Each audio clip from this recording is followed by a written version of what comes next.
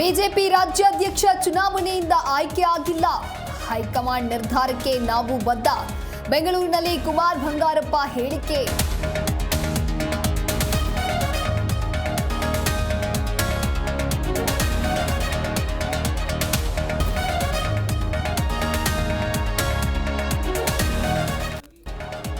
DK ಪರ Iqbal Balakrishna batting. DKShi CM ಮಾಡುವಂತೆ ಶಾಸಕರು ಮನವಿ.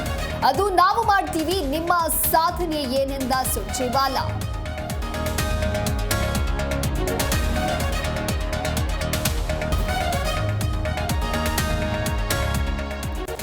ವಾಲ್ಮೀಕಿ ನಿಗಮದ ಅವ್ಯವಹಾರ ಹಗರಣ ಕೇಸ್ ಪ್ರಕರಣ ಸಿಬಿಐಗೆ ವಹಿಸಿ ಹೈಕೋರ್ಟ್ ಆದೇಶ.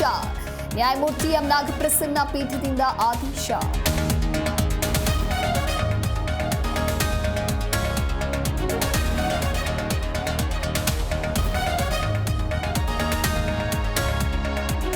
ಸಿಎಂ ಸಿದ್ದರಾಮಯ್ಯ ಕೈ ಬಲಪಡಿಸುತ್ತೇವೆ. ಬಹಿರಂಗ ಹೇಳಿಕೆ ನೀಡಿದವರಿಗೆ ನೋಟಿಸ್ ಕೊಡ್ತೀನಿ. ಕಾಂಗ್ರೆಸ್ ಶಾಸಕರಿಗೆ ಡಿಸಿಎಂ ಡಿಕೆಶಿ ಎಚ್ಚರಿಕೆ.